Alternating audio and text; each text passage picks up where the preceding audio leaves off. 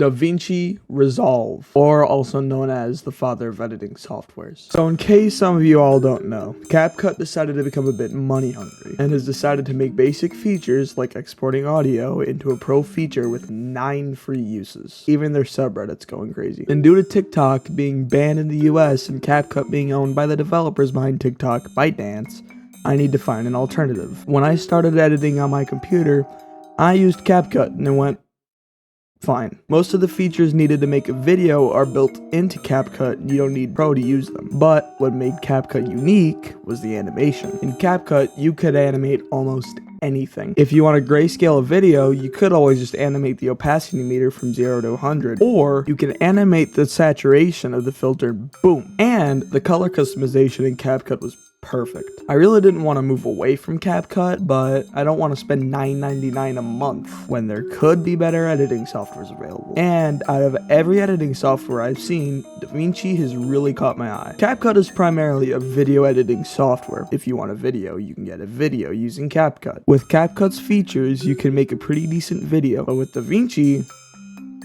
you can do a bit more. If you don't have a clue on how to edit, I do not recommend DaVinci. DaVinci has tons of features like precise tracking to impressive video nodes to VFX. But these aren't the exact reasons as to why I'm making my switch. Number 1, DaVinci is a very trusted software. DaVinci isn't primarily for smaller YouTubers like me. DaVinci is used for people that range from small YouTubers to full-on cinematic experiences. DaVinci has its ups and its downs, but the fact that DaVinci is free is very surprising to me. Of course, DaVinci has pro features, and I'll get more into depth later on in this video, but the base version is very nice and super helpful. Number 2, DaVinci is CapCut on steroids. Comparing DaVinci to CapCut is a sin itself, but it's pretty much just CapCut if CapCut got more than 8 hours of sleep. DaVinci, in my opinion, is better than CapCut at pretty much everything. My most recent video, worst night shift I've ever worked, the raw footage was just about an hour. Just cutting everything up and throwing in trackers took about 2 to 3 hours. Number 3,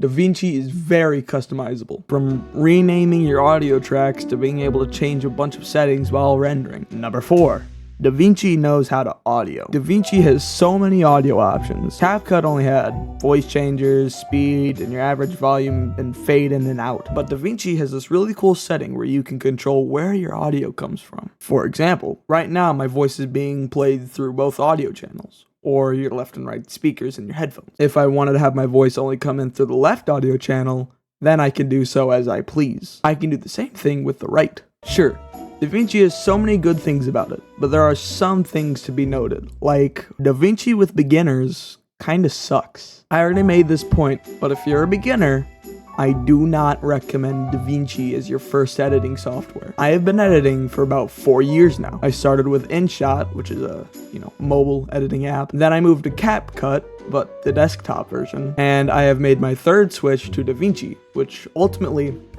takes the cake. But because I have a decent amount of experience, I sort of know what I'm doing when it comes to basic things. Number 2, DaVinci is heavy. DaVinci is a storage munching monster, and it loves your storage. CapCut, normally, would automatically suppress the files, at least I think. But DaVinci just takes it whole. In my most recent video, the entire exported video is 10 gigabytes, and the original recordings were about 16 gigabytes. Keep in mind, the raw recordings were about an hour and 45 minutes long, and the original video is a staggering 18 minutes. Also, I don't really know if it's worth mentioning, but DaVinci freezes quite a bit when you're in the cut tab. Number 3, DaVinci has too many settings. When I said that DaVinci was very customizable, that is true, and I like DaVinci because of it, but I have no idea what 90% of these words mean. When I said I've been an editor for about 4 years now, I didn't mean to an insane extent. InShot, the first editing app I've ever used, was an editing app for dummies. Then, on CapCut, everything was kinda smartified. Then, there's DaVinci, the grandfather many editing softwares. DaVinci makes everything kind of complicated. For example, rendering. I do like the way DaVinci has a lot of settings, but it can just get so overwhelming if you don't know what some or even most of the settings are. In CapCut, to change the video's frame rate to 60 frames a second, you could change it in the span of a couple clicks of a button. It's as easy as that. However, in DaVinci, you need to go into settings and change the frame rate before you start editing. And it's worth mentioning that if you have your timeline frame rate at 30, but your playback's frame rate's at 60, then your video is going to be played at 2 times speed. Well, that's pretty much it. I don't think I'm going to be moving back to CapCut just because DaVinci's 15 times better than CapCut, and CapCut's making pretty dumb moves, and it might be getting banned soon. So I don't know if it's getting banned along with TikTok, but yeah, that's my reasonings.